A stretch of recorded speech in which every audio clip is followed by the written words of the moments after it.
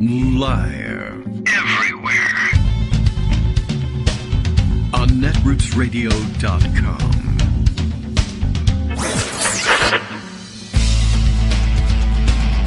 David Waldman. Kagro. In the morning. Now, here's David Waldman.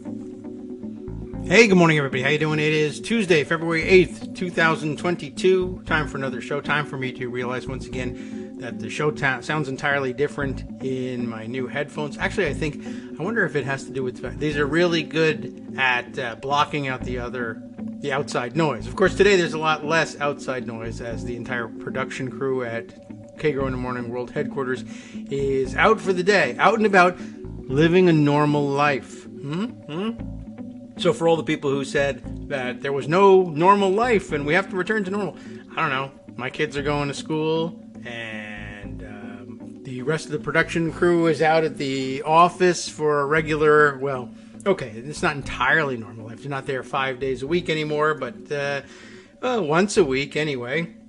Everybody's pretty much adapted to working from home and very much prefers it. I think they're going to have a lot of problems hiring new people that won't want to work from home most of the time. But whatever. I don't know. I was told that this is terrible and tyranny, so I guess I should be upset about it, but I don't know. I'm just not. Plenty of other things to spend our time getting annoyed about. It is Tuesday, and that means there's going to be a government shutdown or something like that. There's this chain of causation that we have on this show.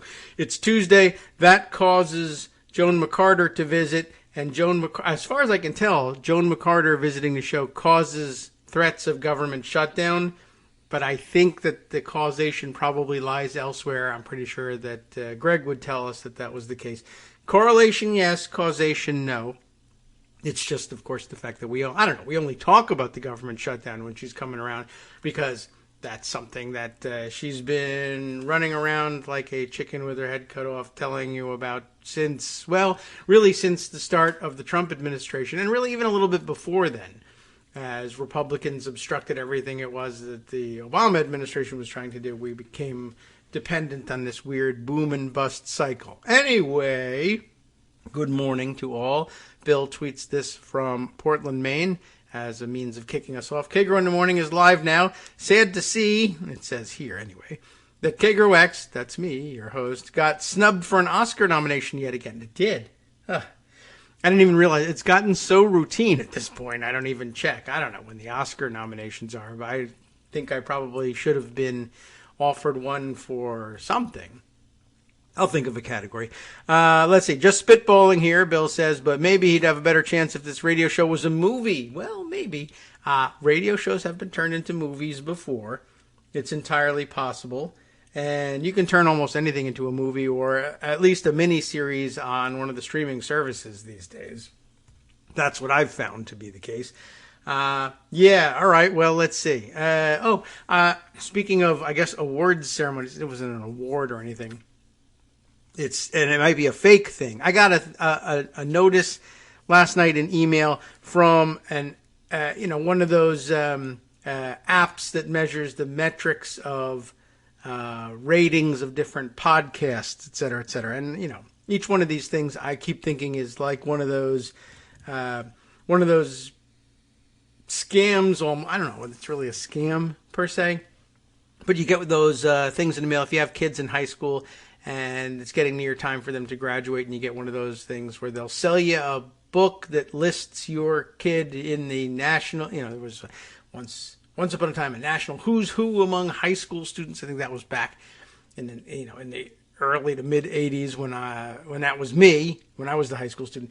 Now there's a sort of a parallel honor society, the National Society of High School Honor Students or something. And once again, they make it sound like you're up for some sort of an award or you have some sort of national recognition rather than your name has ended up on a mailing list of seniors graduating from high school or juniors moving up to seniors who have college prospects, and they try to sell you one of these books. Well, every once in a while, I get a solicitation from one or another of these podcast metric measurers or download platforms that have some special, I don't know what, that they think I should be on that platform or whatever. This one is called Good Pods. I don't know if anybody has run into Good Pods, and their pitch here in the title is, your podcast has made the Good Pods top 100 charts. So, take a look, whatever, see what's going on.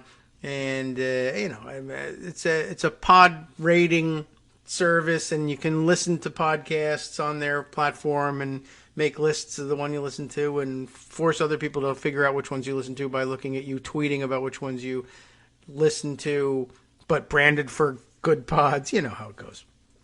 Anyway, I don't know what's going on exactly and how many of the podcasts they rate or anything, but I guess in an effort to make it look like, hey, this is the platform for me because I'm rated highly.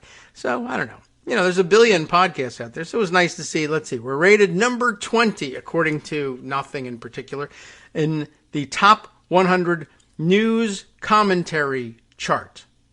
Okay, great. I downloaded their app. That's all they were really after. And every once in a while, I'll check and see, because we're brand new to the charts here. Now, how you get new on the charts, jumping all the way up to number 20, I don't know. I think the basic answer probably is someone out there, one of you, probably downloaded Good Pods and told it what podcasts you listen to. And it was like, oh my God, someone downloaded this app. All right, one vote for Kagro in the morning. And so therefore, I'm now on the charts at number 20 because 19 people got 2 votes and, 25 people got 1 vote, but we're tied for 20th, I think is what's going on. But we're number 29 in the top 100 politics in general charts, and then number 98 in the top 100 news chart. So thank you to whoever actually did that. That one person. I really do think it's one person. I don't know how long it lasts. There's no prizes involved. It was nice, though. Thank you for thinking of us and uprating us, I guess, on whatever podcast platform you download this from. And you should all do the same. And as Scott admonishes you to do, encourages you to do in his guest fake commercial that we insert in all the podcasts, yeah, that's what you should be doing. Tapping the love button, as he puts it. Very clever. And letting everybody know that whatever, you listen to this show or uprate us on the various things. If it's YouTube, subscribe and hit the thumbs up button. I don't know what happens. Nobody gives you any money, but I don't know. They gave Joe Rogan $100 million. So maybe one day someone will be thinking, how can I build some new lineup of great podcasts? And I have $100 million. I can't spend it all on one guy and have him embarrass us. How about if I get 100 people and pay them all $1 million, or 1 million people and pay them all $100? I don't know. And then we could get $100, I guess, if we're uprated enough. So if you download the podcast or have an app where you download podcasts, even though you don't download podcasts, or this podcast, and you listen to this live, like right now, but you download podcasts from this other thing, I don't know. Go find our podcast on there and rate us highly, I guess. And write a review. Why not? Maybe some poor schmuck will be looking around for a podcast to listen to and say, this guy has glowing things to say about this podcast. I'll waste my time on it. After all, I'd like to know about contingent elections and what the rules are and what happened in 1825, the last time they used one of these things. And not only do I want to know over the course of about 40 minutes. Then this is the podcast for you, and you'll appreciate it. Okay, so thank you to whoever uprated us. That was nice of you to do. Let me get around to the rest of the news here. I am warned via Kate Sherrill, although I have seen this news circulating and I wasn't quite sure what to make of it. But I also happened to see another mention of it, so I'm going to jump to Kate's suggestion here. Canadian truckers, she warns, are now blocking the bridge, the international crossing at the U.S.-Canadian border outside of Detroit. And guess who's covering it? It's the Detroit Free Press. And guess how much they're charging to tell us the story? It's free because of the Free Press. Let me look at their tweet here. I think it's free. I hope they don't have a paywall on this thing. Bridge to Canada in Detroit closes as Canadian protesters block the trade route. I don't know how worrisome this is. I mean, I imagine it's a major avenue of ingress and egress from Canada, from the United States, and lots of trade crosses over it, NAFTA and whatnot. We'll see whether, anybody loses their mind over this thing. But there's probably other ways in. It's a pretty long land border, but I'm sure it's very annoying if you're in the Detroit area. Bridge to Canada closes as Canadian protesters block the trade route. So they found enough protesters to be able to block that bridge, too. It doesn't take very many, I guess, if you have trucks. I saw some discussion yesterday.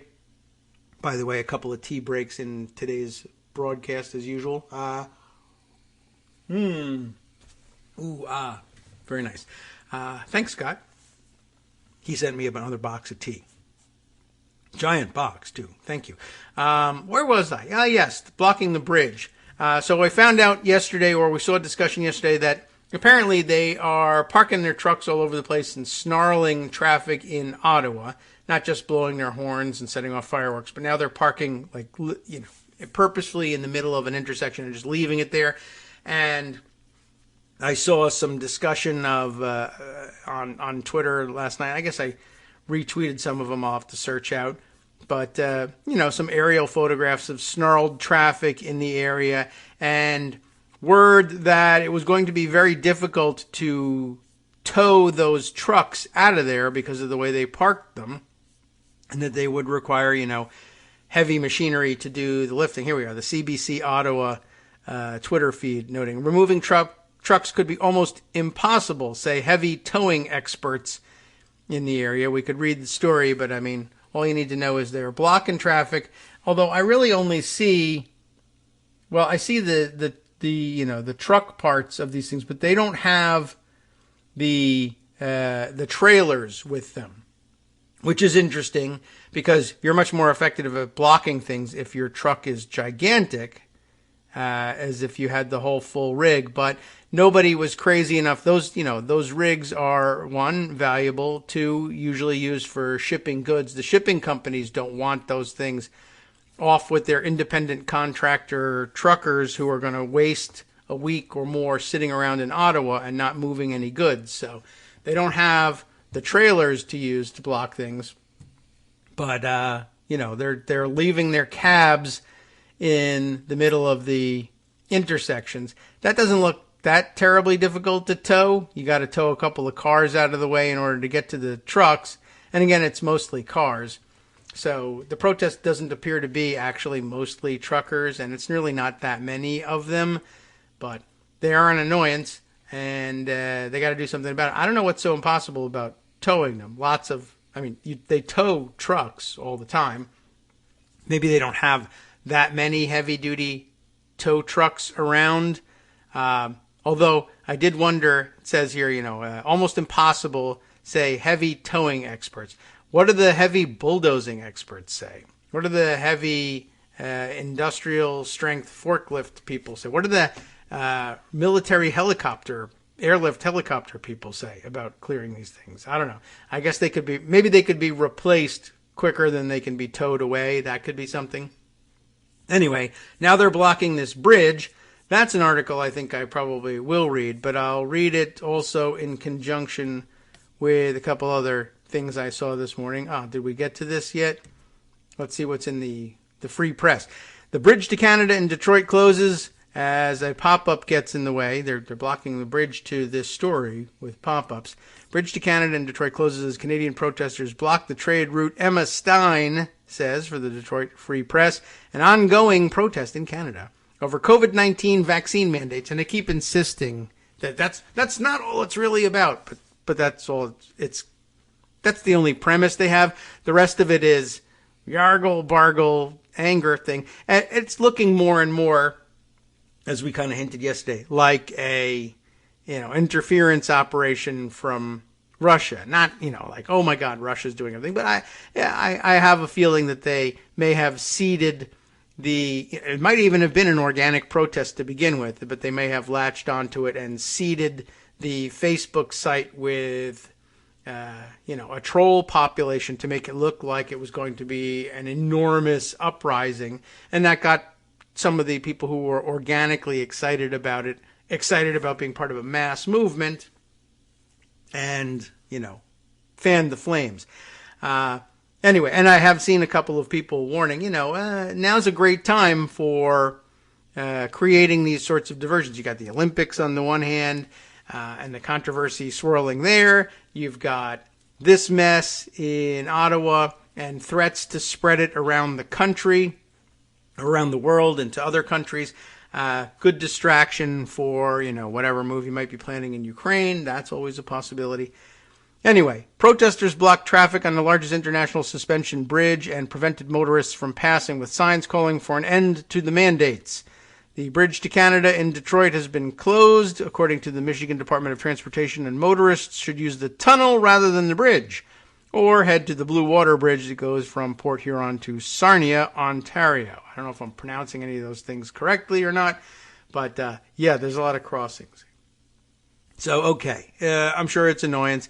In Canada, the Huron Church Road exit was, quote, temporarily interrupted by the demonstration, and the Windsor Police Department asked residents and travelers to avoid the area.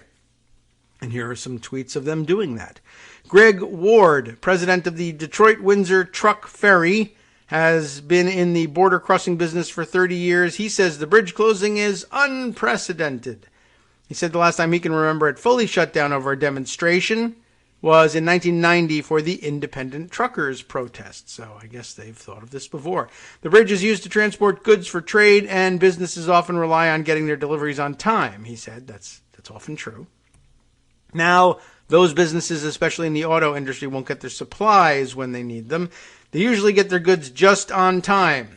But that's a large-scale problem with just-in-time delivery, and every once in a while you'll see people complaining that the supply chain shortages experienced around the country and around the world are the result of late-stage capitalism and its reliance on just-in-time delivery.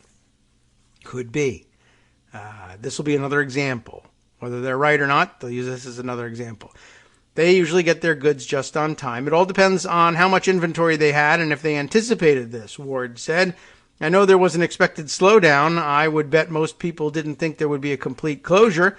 In terms of truck drivers themselves, Ward said going up to Port Huron and around that way increases the driving time, which raises questions about how many hours they work. More on the story here. Okay, let's see. Oh, no, other stories. This came one day after Ottawa Mayor Jim Watson declared a state of emergency after a 10-day demonstration by truckers protesting the vaccine mandate. This reflects the serious danger and threat to safety and security of residents posed by the ongoing demonstrations and highlights the need for support from other jurisdictions and levels of government, Watson said in a statement. That's the escalation that the truckers are looking for, but sometimes you're just going to have to give it to them, I guess, if you're going to bulldoze their trucks out of the way anyway. Ward says he understands that people have the right to protest issues they disagree with, but blocking an international border impacts residents and businesses. I understand there are grievances, but it's how you express those grievances and resolve those grievances that's important, he said, and blocking international trade may be effective for getting attention, but I don't think it's an effective method to resolve issues. It does raise it to a new level. And, of course, those who are looking to cause mischief in the United States and among its allies will delight in that. But they can make the decision to simply rid themselves of this problem. It's not that easy. There's all sorts of political considerations. And I don't pretend that we would make short or easy work of it here in the United States. In fact, who knows? It's probably worse here. So don't go around trying to block all the traffic, all you truckers. It might be interesting, though, if auto workers found that they couldn't get parts and they had partial shutdowns of the assembly plants here in the United States. I don't wish this on anybody, but I'm just saying it might be interesting if people started to get laid off in auto assembly, if they decided, I have the day off now, maybe I want to go beat the crap out of some Canadian truckers. Not that I'm saying like Canadian truckers are some easy mark or anything, but auto worker versus trucker, I don't know. That's a coin toss. Might be of some interest if they just went up there and said, look, I'm vaccinated. You should get the shot too, and beat the crap out of them and stupid protests, get out of here. I don't know if it'll work. And it depends how quickly those guys can start those trucks and chase the auto workers, I guess. But then they'll get out of the way of the bridge. So maybe it works as a diversion tactic. I mentioned that yesterday, of course, that this is something that's spreading, or they're attempting to make spread around the world. I don't know whether there's any reason to believe that's organic or whether that's being seeded by Russians or anybody else for that matter. But I mentioned yesterday that there were plans for a similar convoy. I only saw them sort of nebulous plans for doing it in the United States, and that people are doing it in New Zealand, complete with Kill Jacinta. I don't even know Jacinta's last name anymore. But the Prime Minister of New Zealand, Jacinta. Everybody knows her. Anyway, that was rather rude. I don't know what sort of laws they have about that in New Zealand, but maybe they'll want to take a look into what's happening there, and I don't think it's necessary to kill her about it. Anyway, I happened to see this morning Molly Jong Fast tweeting, "It's very naive," along with the whole, is it an umlaut if it's over the I? All right. Anyway, very naive to think what's happening in Ottawa can't happen here. I don't know anyone I've never heard that. Well, sure, it happened, but it happened in Ottawa. That can't happen in the United States. I think pretty much anything that happens in Ottawa could happen, probably anywhere, but certainly in the United States. I think we're a pretty similar place. Anyway, could it happen here? Sure. I thought they were already planning it. I thought they were planning it for Valentine's Day or something like that. Anyway, there's more proof that they're planning it, I guess, because there's a tweet attached, and it's from Brendan Nyhan. And it's almost like Greg is here, bringing us Brendan Nyhan tweets. Far-right extremists routinely adopt tactics used by counterparts in other countries, Brendan tells us. U.S. needs to get ready for this trucker convoy tactic, please call it a caravan, before a major American city is paralyzed like Ottawa. Tucker was talking about it last night. There's a link to a New York Times article and then some screen grabs from that article. And we have this. Oh, yes, more about the strange donor situation. We might as well spend some time, make the first half of the day, about the trucking thingy, whatever we call it. I think I called it Canucker Truckers in yesterday's tweet about the roundup tweet about the show. Anyway, donors, it says here, have contributed millions of dollars in online campaigns with hashtags, images, and messages of support spreading widely across social media platforms. The protest has also sparked discussion on similar demonstrations in the United States. American truckers are in the planning stages of launching their own caravan. They say convoy. That's too tough sounding. I say caravan. From California to Washington, says Brian Braze, a trucker involved in organizing the effort, if he is a real person. In the messaging app Telegram, several right-wing figures, including Dan Bongino, that dude who lies all the time, Michael Flynn, the other guy who lies all the time and who's a spy, and Ben Shapiro, who lies all the time and gets all the top-rated posts on Facebook for it, have promoted the protest and shared links to fundraising sites that have collected millions of dollars. American anti-vaccine groups have also begun forming local wings of the movement and have urged truckers in the United States to adopt the tactics in Canada, even though I don't know if there's any vaccine mandate for truckers in this country, but whatever. You want to die alone in your truck? Go for it, I guess. Just don't be driving it at the time and cause problems for us. Anyway, for all the efforts that they try to make every night in their press conferences or whatever press availability the truckers in Canada have, where they deny that they're simply an anti-vaccine protest, they keep turning up as anti-vaccine protests, both nationally and internationally. It's kind of odd that they can't shake that. What's the New York Times article that Brendan was linking to? We'll take a look at it. As protest paralyzes Canada's capital, far-right activists abroad embrace it. Okay, so you get the idea that it's spreading. I guess we'll share the tweets that will lead you to the article that you can take a look at and see how many countries internationally this is proliferating in, if that is indeed the case. Speaking of Canada, which is what we're doing, sort of. I mean, insofar as it makes those of us in the United States annoyed. We have this story that I noticed the other night from the Olympics, the aforementioned Olympics, in Beijing, for some reason. The Canadian women did in fact play their game. The hockey team did in fact play their scheduled game against the Russian women's team. I'm sorry, the Russian Olympic Committee's team. I forgot that there's plenty of room for, I'm sure everybody's commented on that. We don't need to do it on this show. But yes, the Russians are participating in the Olympics as the Russian Olympic Committee because the Russian national team is banned because whatever. Blood doping, steroids, persistent problems, etc., etc. They kick them out of the Olympics, but they don't want to not have Russian athletes in the Olympics because everybody apparently, all the sponsors think the people tune in to see the Russian athletes, especially in the events that they're tops in, whether that's hockey or figure skating or synchronized upside down curling, whatever it is that they do. You miss the Russian athletes when they're not there. And the sponsors want people to watch, et cetera, so they do it, so they allow them in. I think last couple of Olympics, they allowed them to participate under the Olympic flag as, International Olympic Committee. Now it's gotten where you can have the Russian Olympic Committee compete. I don't understand what the difference is between the Russian national team and the Russian Olympic Committee. It's nothing. It's a charade, and they're stupid, and they shouldn't allow it. Anyway, another good reason they shouldn't allow it. The women's hockey game between Canada and Russia apparently delayed the other night, but they actually did play it. But for a long time I saw tweets, people who were waiting for the game to start, that the Canadian women's team was refusing to leave the locker room after warm-ups and come back on the ice and play the game with the Russians. The Russians were skating around, making it look like it was the Canadians who were being cantankerous about things. But as it turns out, you're supposed to provide your team's test results, COVID test results, to the officials and to the other team ahead of time, and the Russians were simply refusing to do it. Sup fam, it's your boy Darwin, aka Darwin_Darko, aka the most reasonable man in America, aka KITM's senior black correspondent. You might remember me from such recordings as Spacemen vs. Space Cadets and We Need to Talk About Joe Biden.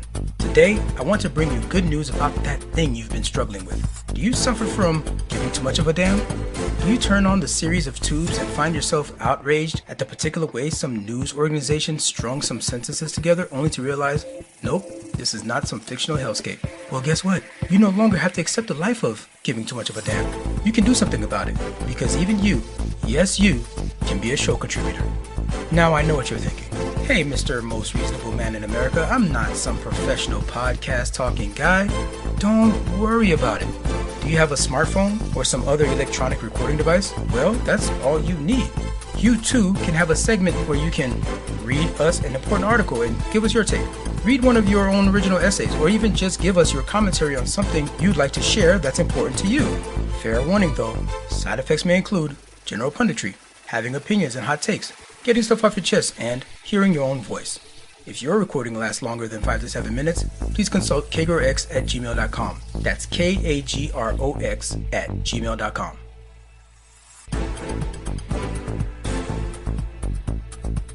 All right, welcome back now to the Kagro in the Morning Show here on Netroots Radio. Huron. Yeah, all right. Netroots Radio.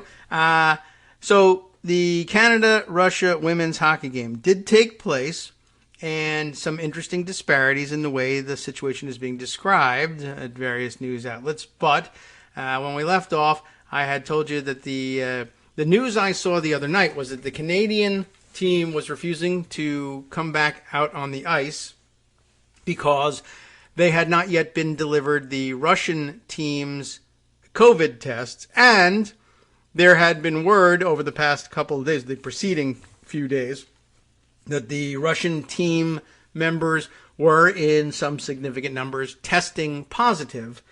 And, presumably there's some protocol here, but I don't know who's to blame for this. I mean, on the one hand, it's the Olympics, which is a serious international committee with actual rules and blah, blah, blah. And now you have to compete as the Russian Olympic Committee because somebody else was taking steroids, so they think maybe all of you were. And, whatever, the various complexities of international sport. You're banned from the Olympics, except you're really not banned. You can all come to the Olympics And instead of saying you're here as Russia, you'll say you're the Russian Olympic Committee, which is totally different. And no one is punished at all for any of the alleged infractions. So whatever, that whole thing is stupid. So you really can't count on the International Olympic Committee to police the athletes over COVID. And, likewise, I don't know why you would think that the Chinese authorities would be any better at it. They're fine at cracking down on the spread, or they say they're fine at cracking down on the spread of COVID among their own citizenry, whom they can, do whatever they want with, apparently, under their system. So that makes it a little bit easier. A mandate there is a mandate. You know what I'm saying? Okay. Anyway, they don't want to crack down on the spectacle of the Olympics. It makes it look like they've failed somehow, so they want the game to go on. The officials may or may not have any power to do anything, but I don't know what the actual rules are. And this is one instance in which I don't think I'm going to bother spending any time looking up the rules, because the rules we look up change all the time too.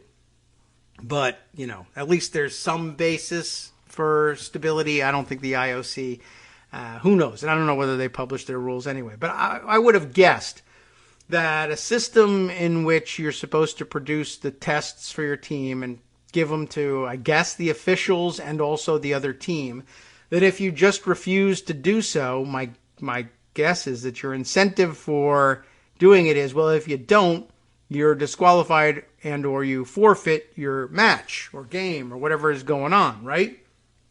But I don't know. Apparently, I guess the lure of a Russia-Canada hockey game was too much for the sponsors. They can't be canceling that and forfeiting that. So they're waiting around. And I got this picture in my head. I don't know whether it comports with any of the reporting. We'll find out. Of the Russians finding enough positive tests that, according to the rules, they would be told, yeah, you can't field a team because they're all positive, and therefore you forfeit, or maybe you're disqualified from competition, and then Russia's out of the hockey competition, and all the hockey fans are sad. And the Russians are sad, except they're not Russians. They're Russian Olympic Committee members. Anyway, so you have that situation. But then the Russians, like Trump and Trump Republicans, figure out, what if you just don't give them your tests? Then they can't say for sure whether you're positive. Yeah, but then, you could forfeit the match. Well, what if you have them over a barrel and all the sponsors want the match to go forward? Well, then you show up and you just, the officials say, well, so before we begin, where are your tests? I don't have them. Well, what do you mean? And I'm sure the Russians probably claimed, well, we submitted the tests and they were delayed. I think that's the story they gave, which maybe yes, maybe no. But now, in the age of rapid testing, you can, but maybe the rules required the long, day-long PCR test rather than the, if I have the terminology right, rather than the rapid tests, rapid antigen tests, right? Anyway, they were just like, well, we don't have them, so we're ready to play. And they then begin accusing the Canadians of being the ones who should, those are the guys who should forfeit. They won't come out of the locker room. So now it's an international incident, and the Canadians saying, we've done what we're supposed to do. We're following the rules and keeping the other athletes healthy. And they've got no respect for our athletes or any athletes in this competition, that they're blatantly blowing off all the rules and just refusing to show their tests. They should forfeit. And I agree, they should forfeit. But the officials couldn't come to any decision. Anyway, eventually the game got delayed and eventually played. Now, there's some other relevance to this. The game was played in masks. The Canadians, at least, wore masks, although in these pictures I see it looks like a lot of the Russians might have worn masks too. But for all the wimps who, wrongfully cry about, man, I can't wear a mask. Wearing a mask all day long, every day, fully fitted N95, there are some real issues with people who have to do that all the time. And I understand the desire not to wear them while you're playing sports, but apparently the Canadian women's national hockey team, or maybe I got the words mixed up in the order there, but you know who I'm talking about, played the whole game in N95 masks. And did fine, did great. In fact, they beat the Russians, so they probably could have saved a whole lot of time simply by having the Russians forfeit. After all, the outcome was the same. But check this out. I thought this was of some interest. Reuters reporting on the incident. Ice hockey, I don't know what this is supposed to mean. In ice hockey, Canada beat the Russians, or it says here, Ice Hockey Canada. Do they call it that? Ice Hockey Canada? Beat Russians after refusing to take the ice over COVID results. Canadians tell me, maybe, is that how they refer to the national hockey team? Ice Hockey Canada? I can see that. Or is that just Reuters being weird? So here's the story. According to Reuters, the Free Press, I guess, the Canadian women's ice hockey team refused to take the ice for nearly an hour on Monday at the Beijing Winter Games while they waited for the Russian Olympic Committee's COVID-19 test results. Canada went on to register a routine 6-1 win. Not a poutine 6-1 win, but a routine 6-1 win. Then went on to eat 6 plates of poutine. I don't know. Anyway, they went on to register this fabulous win after players took the ice wearing masks due to safety and security concerns. I don't know what the security was. Safety, yes. But the contest was far from uneventful as it got off to a chaotic and confusing start. Russia's results from this morning weren't back in yet, said Canada forward Natalie Spooner. She's being kind here, I think. Let's see. I know in the past few days they've had a few positives, and we just wanted to make sure that their results came back and we were safe to play. Apparently they also played a couple of games already with COVID-positive players on the ice, and I don't know whether they just didn't tell anybody or there really are no rules or what. 6 members of the ROC, Russian Olympic Committee, squad had been placed in isolation last week after testing positive for the virus. Although athletes have operated under strict COVID-19 protocols in Beijing, they have not had to wear masks during competition. The International Ice Hockey Federation, IIHF, in case we come across that again, put out a statement after the match but shed little light on the events leading to the delay, saying it was only concerned about player health and safety. Didn't want an international incident out of it, with a view to ensure full understanding of the teams about the health and safety measures in place.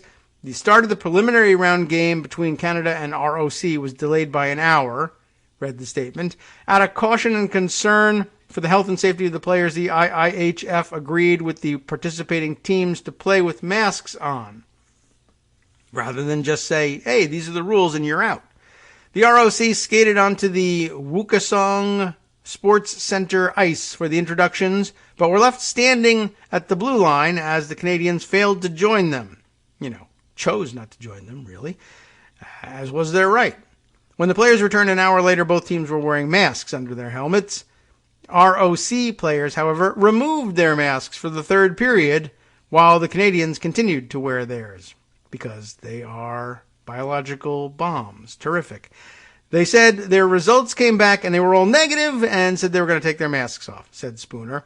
We figured we've already done it for 2 periods. Why not just keep on being extra cautious or extra safe for 1 more period and make it through? And I guess it's an easier decision when you're winning. I don't know whether it was 6-1 yet, but anyway, the masks did not seem to hurt the Canadians' performance as they jumped out to a quick 2-0 lead with Sarah Nurse, that's appropriate, and Sarah Fillier, I don't know, scoring 20 seconds apart. The 2 Sarahs, what a machine. Jamie Lee Rattray and Erin Ambrose put Canada up 4-0 for our English folks. The Canadians say nil? In the second, before Anna Shokina finally got the ROC on the scoreboard. Rebecca Johnston and Marie-Philippe Poulin, I don't know how you pronounce it, closed out the scoring. Canada improved to 3-0 to sit atop Group A, while the ROC fell to 1-2. The Canadians will meet the North American rivals, the United States, on Tuesday. Yeah, that's today. In a contest that will decide the top spot in the group. And if we have any COVID positive people, I guess, doesn't matter. You have to play us anyway. But, I hope we're better than that, and I hope everybody's in good shape and healthy. So I searched it online and was looking for some news stories to get, and I can't resist clicking on the Moscow Times, which, I don't know how independent a news source it is. And in fact, I kind of hoped that it wasn't necessarily all that independent, so you would get a weird skewed view. And it looked in my skimming of it like you might get that anyway. But that's how they describe themselves. Independent news from Russia. COVID clouds Russia-Canada Olympic women's hockey match. Not Russian behavior, but COVID is the one that's clouding behavior. Oh, this is interesting too. This is kind of interesting little trick. Right down at the bottom, they have one of those pop-ups that covers the bottom fifth or so of the page. Usually it's where they put the notice that this site uses cookies to track you, and you got to click, agree or set cookie, whatever crap you got to do. And anyway, where they would ordinarily have the accept or dismiss or whatever buttons, this is actually a contribution thing. We need your help now more than ever because they're independent and no oligarchs pay them. Or maybe oligarchs do pay them, but they want more money and they figure they might get it this way. People who are clicking on the thing to get rid of the pop-up accidentally click on contribute today. Anyway, another nice scam. COVID-19 loomed over the Russia women's third ice hockey fixture. I don't know what that's supposed to mean. I think it might be just bad translation. Is it their third game? Third ice hockey fixture, Google Translate says, against Canada as delayed tests and a spate of positive results disrupted the game, forcing players to take the ice in face masks. What the Russian Olympic Committee would dub a tragic comedy unfolded after the Canadian side refused to play until the Russian team, which has been badly hit, they must admit, with a number of positive cases in recent days, received their delayed PCR test results. So they're blaming it on a delay, but still saying, the Canadians were the ones being disagreeable here. Despite the Canadians' attempt to stall for time, like, what would be the reason? Let's start this thing an hour later and then whip your ass 6-1. To stall for time, the teams were eventually forced to get underway 1 hour after the scheduled start time, with both sides agreeing to wear face masks. I'm curious about the forced to get underway terminology. That might just be a figure of speech. We wanted to make sure everybody was safe, so we just thought we would put on masks because it was unclear and we weren't really sure. Our game plan was to make sure we were in the masks for the full 60 minutes, Canadian hockey player Rebecca Johnston told the Wall Street Journal. After wearing masks for the first two-thirds of the game, a style that seemed to suit the Canadians, who had built a 4-1 lead, the Russian team emerged for the final third unmasked, claiming to have received their results. Canadian forward Brian Jenner said the masks were no more than a minor inconvenience, as the team had been practicing with them during training sessions, which is also a good idea. Just generally, it probably makes game day that much easier. Not all agreed with that view. The situation, of course, is absolutely absurd. It is impossible, this is a Russian, impossible to play hockey in masks. You can suffocate, said Russian gold medal speed skater Svetlana Zhurova. And yet, nobody did suffocate. I don't understand what's really going on. I don't see it being possible to play hockey in masks. It doesn't make any sense, in my opinion. I can't imagine how you can play a contact sport wearing masks. It's simply impossible, said Rene Fassel, honorary president of the International Ice Hockey Federation. And yet, here it is. You have seen it done. 6 of Russia's 23 players had been sidelined ahead of the match after testing positive for COVID-19. Meanwhile, Canadian player Emily Clark received an inconclusive test result before the game and was unable to play as a result. So in the West, I guess it might not have been the same if Trump were president, I suppose. It's possible. I don't know who controls anything. I mean, I don't have any real reason to believe the U.S. Olympic Committee would knuckle under to Trump necessarily, but Trump would be on the phone. I don't want any of these American players sidelined by this hoax. Put them in there. He'd be trying to call the coach. I want the phone number there in the arena. Get the guy's cell phone. He's going to coach him from the living room at the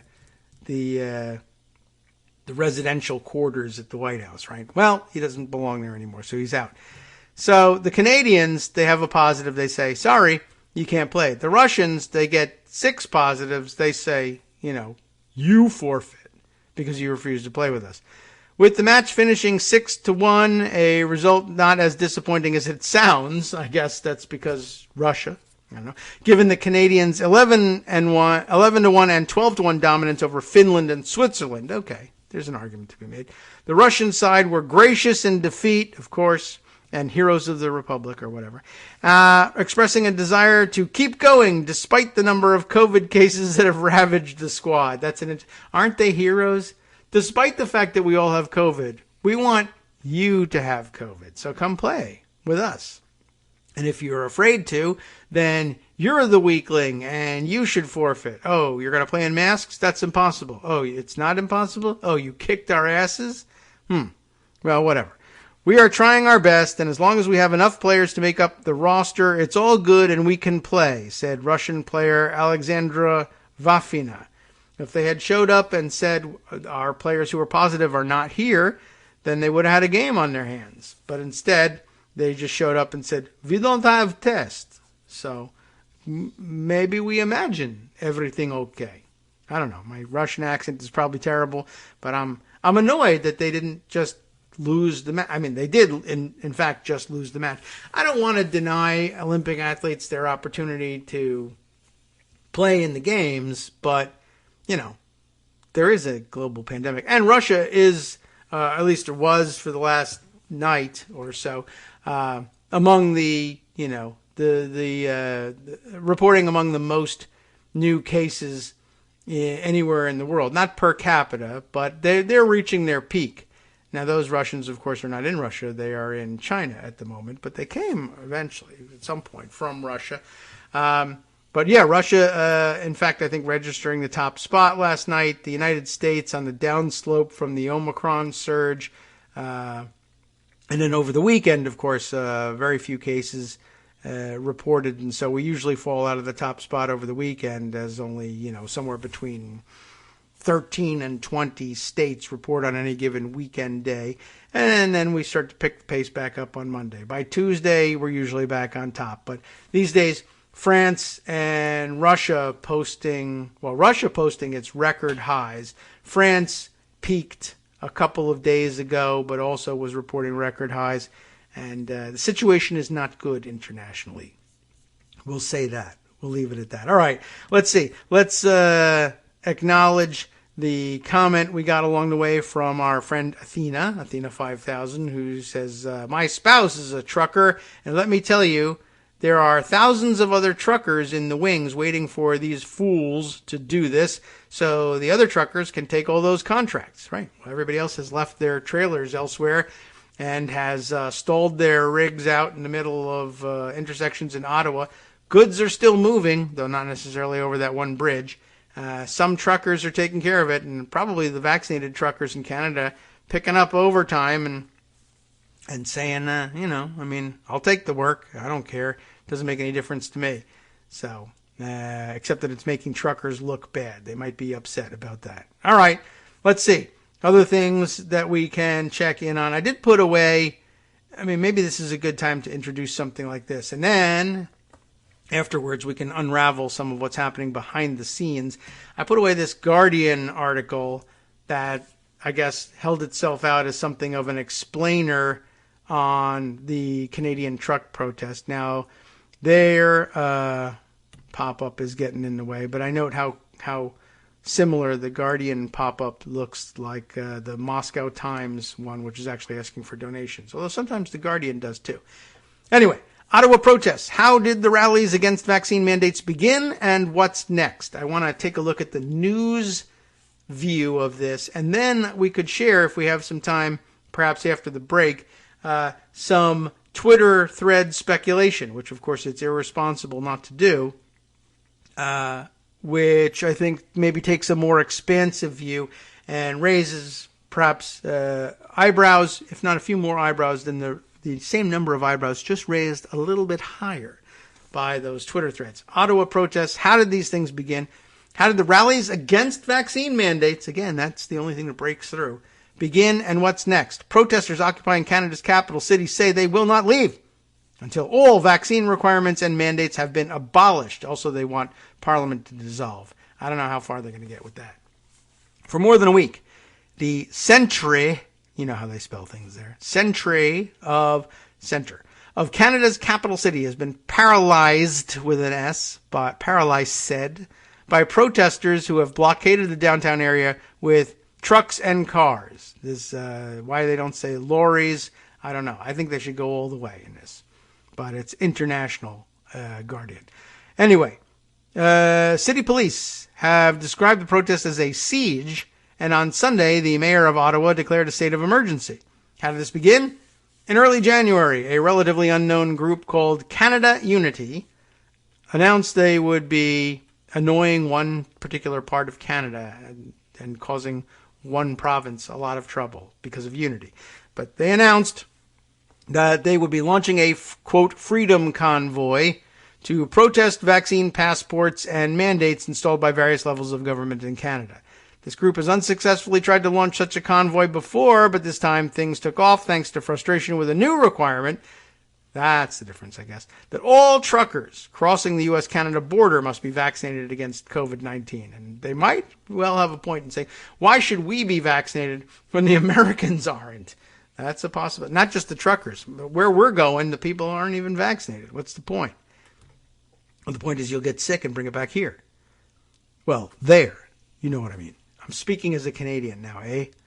So, while the vast majority of Canadian truckers are vaccinated, good idea, there were fears that forcing any number of truckers off the job could worsen supply chain pressures. And I understand that fear, but just like with every other job, I'll just comment briefly that the fear should be even greater because they'll be out even longer and in greater numbers if they're sick. That's the idea. And a lot of times we have to remind everybody, a lot of the labor shortages are more about people being sick or trying to avoid being sick than about people being forced off the job because they refuse to get vaccinated. That's always been about 1% of the people employed. Whereas, about 30% of the people in general are getting COVID. That's got to be the bigger concern. But if you could do that kind of math, then, maybe, I don't know. Truckers, it's not like they're bad at math or anything, but if you were good at math, you could be a statistician and stay at home all the time instead of driving around. But they got to be good at math in terms of how much gas are they using and how much is it costing them and how many hours left. And they can do, who can do all those word problems that you couldn't handle in algebra in junior high school and high school? If a truck driving one direction, leaves Ottawa at whatever time and another truck driving the other direction, I bet they could do that in their heads. Anyway, some trucks traveled more than 5,000 kilometers to reach Ottawa. They can also convert it to miles in their head. That'd be 3,100 miles. I can do that because 5 kilometers, whatever. Anyway, so let's see. Some truckers traveled more than 5,000 kilometers to reach Ottawa, where the convoy started to arrive on January 28th. What have the protesters been doing? After pulling into Ottawa, the convoy has morphed into a rolling protest in Ottawa's downtown core. Trucks and cars roamed through the city, laying on their horns and snarling traffic. Bands of protesters wandered the city, many pushing their way into malls and businesses, maskless, despite a provincial requirement that face coverings be worn indoors. Because it's all about the vaccines, but also not about the vaccines. It's about the masks, it's about the vaccines, it's about something else.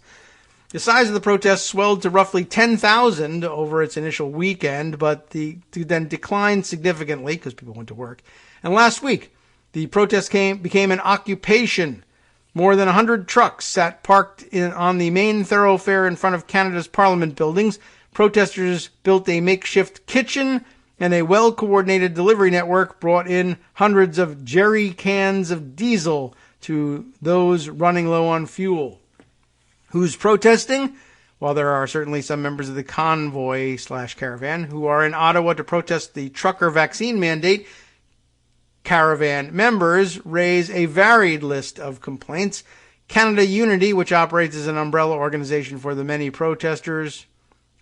the protesters, is collecting signatures for its Memorandum of Understanding, a document that demands the Canadian government rescind all requirements or resign their lawful positions of authority immediately. At least they recognize that they're lawful positions of authority. The group's founder, James Bowder, I don't know, who has written on Facebook that Canada's Prime Minister Justin Trudeau ought to be tried for treason, and who has endorsed the baseless QAnon conspiracy theory, just coincidentally, insists that should the document get enough signatures, an election will be triggered, but it won't. Joining Canada Unity is a motley crew of anti-vaccine and right-wing activists. Tamara Lich, L-I-C-H, who has coordinated a wildly successful GoFundMe, and Pat King, who has coordinated with many of the truckers, were involved in efforts to declare the oil-rich western province's independence from Canada. Sure. Others who have latched onto the movement include QAnon figure Romana Didulo, D-I-D-U-L-O, the self-proclaimed Queen of Canada. Sure, why not? Speakers and protesters have rejected the science behind vaccines, called for Trudeau's arrest and trial, and waved Nazi and Confederate flags because of the long tradition of Nazism and Southern planter culture in Canada. Sure. What do they want? I don't know. The protesters say they will not leave Ottawa until all vaccine requirements and mandates have been abolished, a demand that is very unlikely to be met. Some have gone further and said they will camp out until Trudeau leaves office. I would venture to say probably better odds that they'll start dying of COVID before then, unless they're actually vaccinated and just lying. Who's supporting them? The truckers have become a cause célèbre. I'm giving it too much French accent there because of the Canadian thing.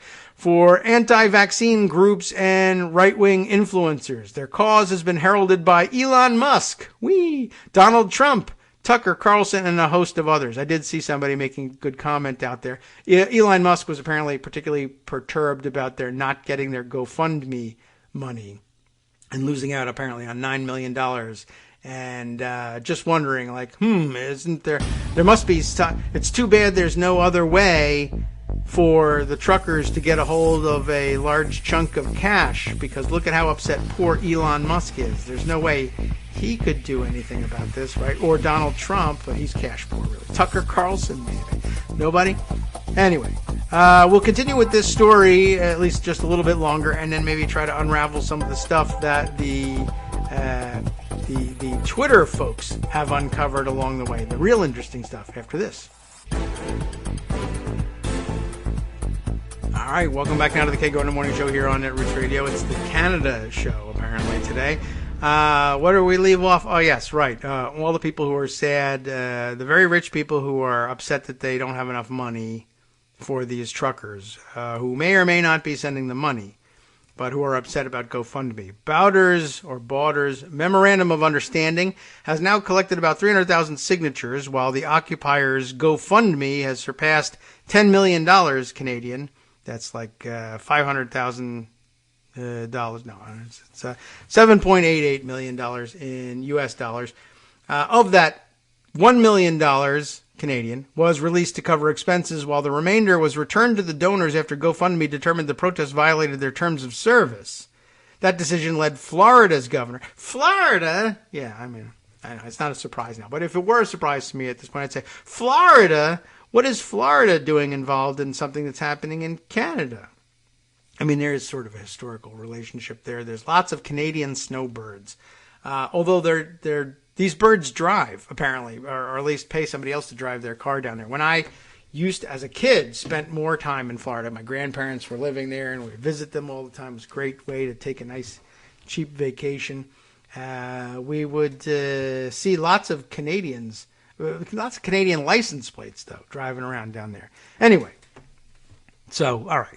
It's not completely out of the question, but Ron DeSantis can say whatever he wants. But it led Florida's governor, Ron DeSantis, to pledge an investigation of the company for alleged, quote, fraud. That seems like, as Greg was pointing out, that's some sort of coordinated look over here play happening in Texas, too. Other fundraisers have quickly made up the difference. Another crowdfunding effort pulled in nearly $500,000 Canadian, while a Bitcoin fundraiser has already raised nearly 9 Bitcoin, but apparently Bitcoin are, supposed to be very valuable. And so therefore that's about $389,955. That's interesting that they give that precise a figure for it, because it's probably about $3 now, but it fluctuates. And also, what are they going to do with it, right? These guys sitting in the middle of an intersection in Ottawa, like, we got some Bitcoin, I guess we'll eat it. I don't know what that's supposed to do for you. The Canadian public has been less supportive. What do you know? Polling data suggests that roughly a third of the country has a positive impression of the truckers, but that number seems to be falling as the occupation wears on. Canada has one of the world's highest rates of vaccination against COVID-19, and vaccine mandates remain broadly popular. People have pointed out elsewhere, yes, they want the dissolution of Parliament and the repeal of all the vaccine mandates, but there was just an election not all that long ago, and there was like 60% plus support for vaccine mandates. So how about F you and no? You represent a distinct minority. You lose. Oh, wait. Yeah. Wrong, sir. Wrong. Right. Yeah. And you lose. Good day, sir. Right. And they really do mean it, by the way. Good day. They're very polite people. Anyway, yet they are standing out there. I wondered whether the memorandum of understanding thing, whatever that's supposed to be, I don't know whether is there any provision in Canadian law for like, if you get enough signatures on the right kind of petition that triggers something, whether it's elections or a recall or anything at all. I have no idea. But I don't know if you can just collect signatures on whatever the hell you want to collect them on, or whether it has to be something real. Even here in the United States, where they have recall petitions, you can't start out by calling it a memorandum of understanding and everybody signs it Mickey Mouse and then kick the governor out. It doesn't work like that. Ottawa residents are growing particularly hostile and resentful after days of disruption. A class action lawsuit has been filed seeking damages of nearly $10 million. What do you know? Over the incessant horn blaring that has disrupted daily life for the thousands of residents who live near the occupation zone. What are the police doing? That's a good question. Well, they're riding around on horses because it's mounted police up there, as you know. All of them are in red uniforms like Dudley Do-Right and walking around on horses. They got regular cops and everything. It's a whole regular country. You wouldn't believe it. Check it out sometime. What are police doing? Ottawa police have called in backup from other police forces around the province, but the chief, Peter Slowly, I don't know how to pronounce it, S-L-O-L-Y. Slowly? I don't know. Peter will tell you, though, if you meet him. He's confessed that they are woefully outnumbered. While the crowd numbers may not be terribly impressive, they have a physical advantage thanks to their vehicles. Police have increasingly laid fines and charges for mischief and recently began blocking fuel deliveries to the occupiers, but it hasn't broken the occupations yet. How does this end? Fuel air explosive, I say. But, I'm bent that way. I don't really mean it. You don't want to do that to people. How does this end? There's little chance that the Trudeau government will acquiesce to the protesters' demands. Indeed, most of the vaccine requirements are administered at the provincial level outside of federal jurisdiction. So there. Ottawa's mayor, Jim Watson, is encouraging the federal government to appoint a mediator to find common ground with the protesters, but given their extreme demands, a compromise seems unlikely. Ottawa police are unlikely to clear the occupation by force. They may begin laying more fines against the occupiers, but their impressive fundraising haul means they can withstand significant financial penalties if they get the money. Morale in the encampment has only been boosted by solidarity convoys to provincial capitals in Toronto and Quebec City, and planned convoys across the United States, Europe, and Australia. So, sounds like fun. Of course, I don't know what the latitude of the Canadian police force. Maybe they're limited in the amount that they can fine you for things. That's probably the case. But they should fine them. How about whatever you guys got on GoFundMe plus $10? That ends the things there. But I don't know what kind of flexibility. Probably none exists in doing that. Blocking the fuel. Yeah. Of course, there are Indigenous protesters in Canada and the United States both who would say, police usually have no trouble getting rid of people from protest areas if they're brown enough. But what can I tell you? They're white and they have trucks. And it's in the middle of the city. And it's difficult to work there, especially if you are going to do something that is unsightly, like removing protesters. All right. Well, Let's jump over into the things I had saved in Pocket that I hinted at and Greg hinted at, but actually read through some of these threads that I've got. Two from Caroline or Bueno, PhD, who you might know on Twitter as RVA Wonk, and one also that I think is maybe cited by some of the respondents in the RVA Wonk piece or a thread from Karen Piper. People had pointed to hers as Piper K and her view of things. Let's see. Shall we start with the how many of these things from Caroline did I put away here? There are two. Oh no, okay. The later one is actually about Joe Rogan, and we dealt with that one yesterday, so we can get rid of that one. And jump back over to what she had about the truckers. Do I not already have that open? Here we are. Spent some time, she says, on Facebook tonight. This was yesterday. Oh, no, it was 3 a.m. yesterday. So this would have been Sunday night, I guess, that she spent this time on Facebook, looking into the activity of the far-right anti-vaccine truck caravan, I like to say. And wow, it's just an endless rabbit hole of astroturfed groups and pages, most of which were created on January 28th and 29th. With thousands or tens of thousands of members somehow all of a sudden, right? And you'll remember that Greg was mentioning that no one has ever raised $10 million Canadian for, well, very few things have ever raised that much money, certainly in Canada. And to have done it so quickly seemed a little strange. So she goes on to say here, it's been a while, maybe even since 2016, since I've seen an astroturfed network that was that obvious and that large. The other interesting thing is that the pages that looked like they were legitimately run by truckers were the ones getting the least traction. So actually quite just a couple of comments here rather than a thread. But then others are commenting here saying, for instance, you are not the only one that has noticed these astroturfed Facebook pages popping up all over the place, and thereby pointing to Karen Piper, Piper K's information on it. And let's see, at least two people pointed there. So I guess that's it. I was thinking there was more. Maybe there was more earlier from her. Or maybe it was Piper K that I was looking at. Let's look at her thread here. Facebook is allowing fake truck convoy/caravan pages to proliferate just like they did with the Russian, quote, Trump pages in 2016. Michael Flynn pointed people to one of these pages. And now, here a thread. She announces it. Thread.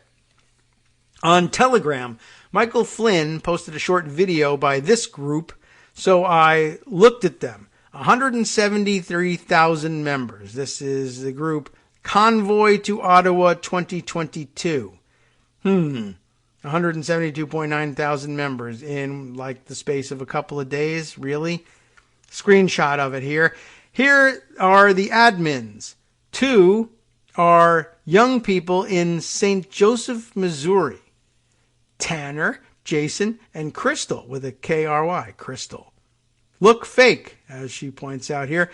The others, by the way, the other administrators of Convoy to Ottawa 2022 are pages. That is to say, Facebook pages rather than people. And so they don't have to list any information. So let's look at the information for the people who identify as actual individuals. Jason first. Jason's account was opened in 2013 with this image. It has a picture of a pair of, I guess, maybe burning sneakers. Maybe they're Nike sneakers. Remember when they were all burning some brand or another that they were boycotting at the time? There are no more public posts in his profile until his profile photo in November of 2021, where they actually uses a face of a person. Now he's on Facebook as Jason Shoe Addict. Okay. Whatever. Weirder names are in use. Kagro X, for instance. But Jason's account opened in 2013 with a picture of burning sneakers, and then there's nothing until 2021, November of 2021, at that. Then, On February 3rd, he starts constantly posting about the Ottawa convoy from St. Joseph, Missouri. Why not, right? Let's see. His likes are interesting for someone who, quote, studied at National Geographic, whatever that means. You know how you're supposed to identify where you went to school or whatever, where you've worked. Studied at National Geographic sounds like the kind of thing that a Russian might make a mistake with. Jason likes this page, which is not your typical National Geographic type interest, but I shouldn't stereotype. What does he like? Let's see. What are we looking at here? Fan page, duh. How do you like that?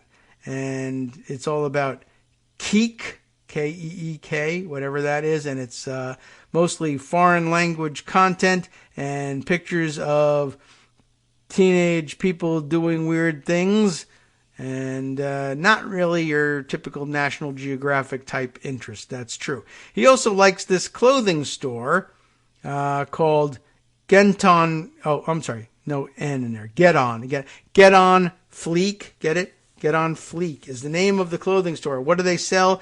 They sell wildly colored tracksuits. From where? Ukraine, for some reason. But, you know, these are the things like he trained at, studied at National Geographic, likes Keek and Get On Fleek and their weird tracksuits. Okay, maybe Jason is a quirky Canadian who lives in St. Louis or St. Joseph, Missouri for some reason. But when you look at his quote-unquote friends, and, well, it's mainly black high school girls or young women. That seems unusual, perhaps. So, is Jason, whose Facebook profile picture is now blown up here, and, looks like a stolen stock photo shot of some kind. Is Jason really a creepy, brightly dressed fan of rock trillist on Keek? Or is he fake and trolling us? I mentioned that the account looked fake in the comments, but no one seemed to think that was important. Then I wondered how many of the comments were automated. I asked Jason who he was, and he didn't reply. Another admin, Tanner, who goes by Tanner Lowe, L-O-W-E, says he's from Alabama and works at Facebook Marketplace. Okay. He posted a website that hasn't been active since 2012. Well, that's interesting. CitizenPatriotResponse.org. I guess that's, is it the website that he's talking about? Yes, that's the website he lists there. CitizenPatriotResponse.org was Brandon Darby's website. I don't know who that is, but Karen does. Says Brandon was a guy close to Steve Bannon, and includes this screenshot. Brandon Darby, parentheses, Citizen Patriot Response, close parens, then the URL, Citizen Patriot Response. Brandon Darby is an activist who rose to international recognition for his role in co-founding and directing the Common Ground Relief Organization in New Orleans' 9th Ward after the aftermath of Hurricane Katrina. Makes him sound like almost progressive. His story is one of a leader of the radical left who saw the light and became an American hero for the right. After helping people in Hurricane Katrina, he obviously said, what really needs to happen here is me joining the side that did this to New Orleans. I don't know how that could happen, but he did. Then there's Crystal, who also is in high school. She's maybe real, or maybe they stole her photos. We'll see. At any rate, you get the impression that the Ottawa Trucker Convoy is run by American high school students. Or it's just fake. Then there's another Convoy to Ottawa group connected to the first one with 61,000 followers and 3 admins. One of the admins this time, Wafai Cherifi Alawi in Morocco for some reason. She doesn't seem very interested in trucker freedom on her personal Facebook page. No evidence of any interest elsewhere. Another admin is Katie Angelo, whose friends write in Arabic for some reason, even though her name is Katie Angelo. A few of them work at the very famous firm Facebook App, which I've noticed is what international hired trolls often say, or at least they did back in 2016. But because there is all this fake activity on Facebook, including the comments, it gives the illusion that everyone is super excited about the trucker convoys and hundreds of thousands are ready to go. It's called manufacturing consent. Well, I don't think that's what I think of when I think of the manufacturing of consent, but it's called AstroTurf. And it works. That's the end of the thread. So you get the idea here that the biggest Facebook pages connected to the convoy are allegedly run by American and Moroccan teenagers who evidence no interest whatsoever in these subjects on their personal Facebook pages, but who have basically had their profiles stolen for the purposes of obscuring who's really running the Facebook groups. Another hallmark of, Russian internet trolling activity. So I thought I would bring it to your attention. So now you know what to look for. All right. Let's see, a couple other things that we might be able to squeeze in here before our next break and a visit with Joan. Let's see. Well, we can prep for Joan. Well, we'll leave this up there, but I have had a look at what she's been writing over the last couple of days in terms of the next government shutdown possibility and clearing the path for another continuing resolution, but I'll allow her to walk us through that situation rather than lay it all out there and now then have her come on and say, well, that's what I was going to talk about. How about this one? Instead, I saw a couple people expressing on Twitter some interest in this. This looks kind of funky. New York Times reporting Eric Prince, you remember him, Blackwater guy, helped raise money for conservative spy venture. Now, anything he does is likely to be conservative, of course, but this rings a bell, and we've heard, is this the thing that James O'Keefe was so interested in starting up earlier? Let's find out how much we can get through in the next couple minutes. New details reveal the ambitions of an operation intended to infiltrate opponents of Donald Trump, including moderate Republicans, as well as progressives and Democrats. That does sound very James O'Keefe-ish. We'll see whether he's involved in this one. Mark Mazzetti and Adam Goldman reporting this for the New York Times during the summer of 2018. As Richard Seddon, a former British spy, was trying to launch a new venture to use undercover agents to infiltrate progressive groups. This is the thing we've read about. Democratic campaigns and other opponents of President Donald J. Trump, these are the people he's going to infiltrate here.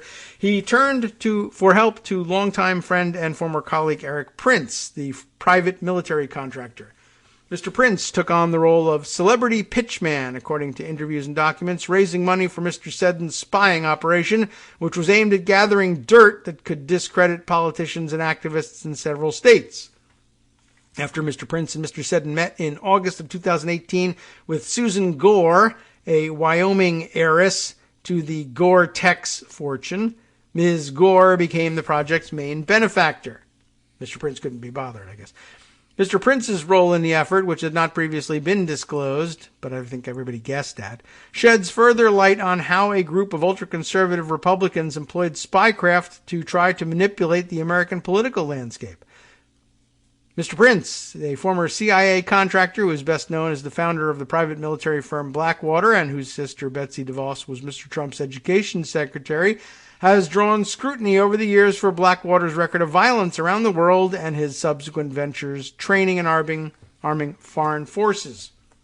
His willingness to support Mr. Seddon's operation is fresh evidence of his engagement in political espionage projects at home during a period when he was an informal advisor to Trump administration officials and family member to one. Mr. Seddon's recruitment of Mr. Prince to help him secure funding is just one of the new details about Mr. Seddon's operation revealed in documents obtained by the Times and interviews with people familiar with his plans. They provide additional insight into the ambition of the operation to use undercover operatives to target Republicans seen as insufficiently conservative, as well as to, as one document describes it, research, penetrate, and infiltrate the radical left networks. The Times previously reported that in 2016 and 17, Prince recruited Seddon to join the conservative group Project Veritas to teach espionage skills, didn't work very well, to its operatives and manage its undercover operations. I wonder if it was his idea to fill that boat with dildos. Mr. Prince also allowed Project Veritas to use his family's Wyoming ranch for training. They probably filled it with dildos. Mr. Seddon, come use our ranch. It's already filled with dildos. You'll find all the rooms pre-dildoed. Very weird. Good morning, everybody who's listening live. Anyway, Seddon launched his privately funded spying effort after leaving Project Veritas in 2018. So, distance, deniability. It is unclear how many potential donors Prince might have approached for money for Seddon's venture besides Ms. Gore. Separately, Gore unsuccessfully tried to raise money for the project from Foster Friess, a billionaire Wyoming businessman, during a January 2019 meeting, 3 people said, and then he died. So look at that. As far as I know, 100% of the people that I'm aware of Gore meeting with to raise money for have dropped dead. So don't meet with, what's her name, Gore. Okay.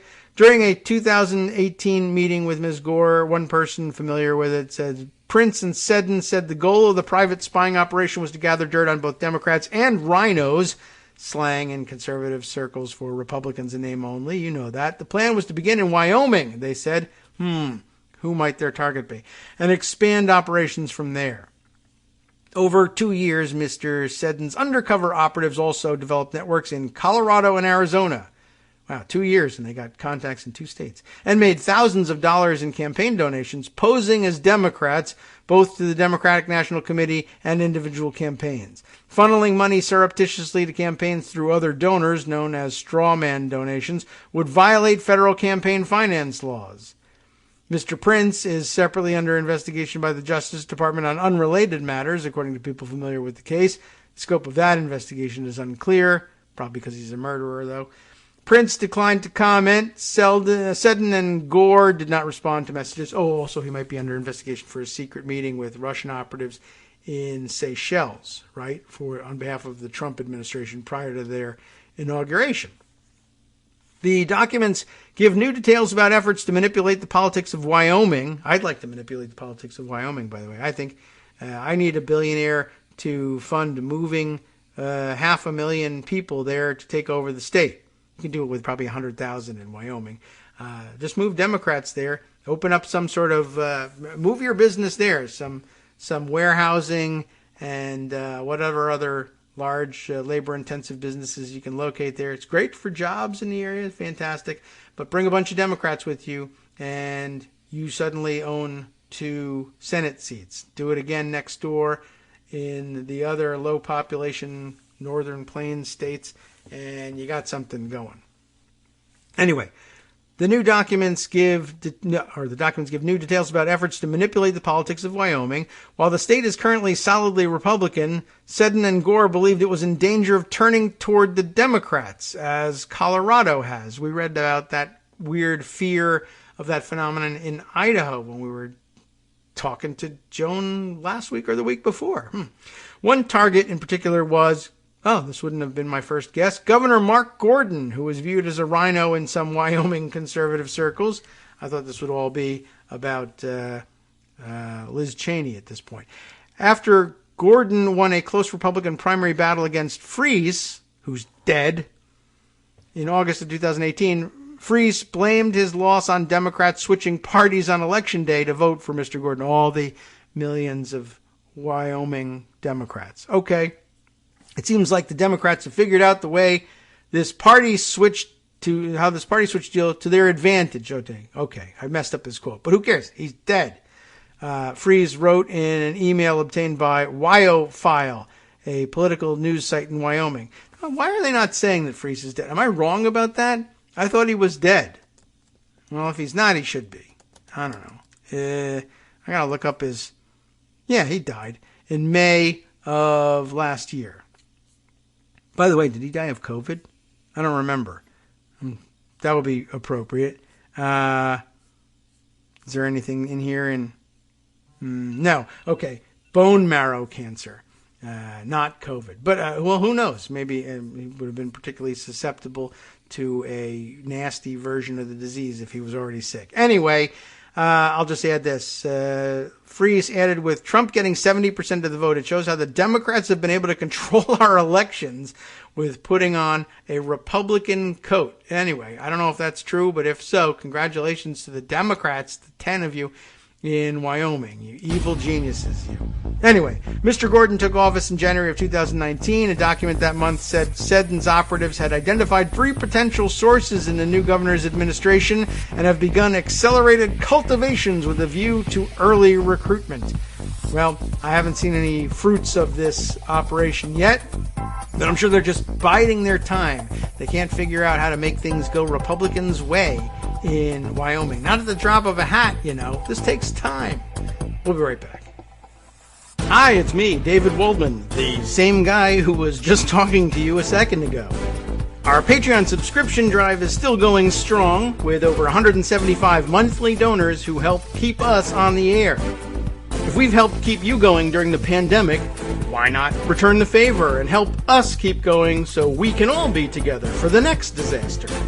Patreon.com, Patreon.com, makes it easy to make secure, recurring monthly contributions to support our show. Patreon.com/KagroX gets you straight to our donation page. Maybe you'd like to thank us for keeping you sane during the Trump era. Maybe you're looking forward to in-depth explanations of what's going on in the Biden administration. Whatever it is that keeps you listening, we need your help to keep bringing it to you. And hey, if you happen to prefer using PayPal or even the Square Cash app, we're up and running with those options too. Thanks again, everyone, for all your support. We literally could not do this without you.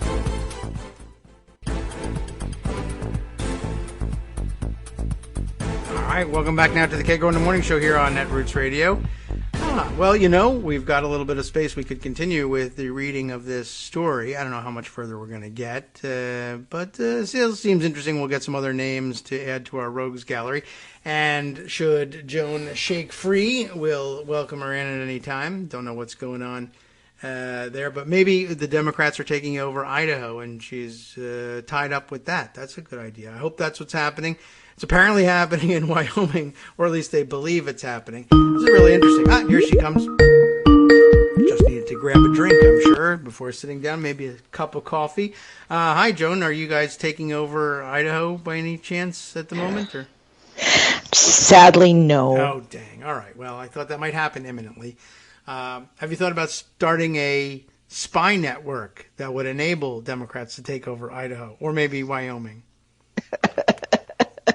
I am astonished, not at the establishment of this spy network, but I'm astonished at how difficult they think running Wyoming politics will be for Republicans. That's odd. I didn't know they were having such difficulty there.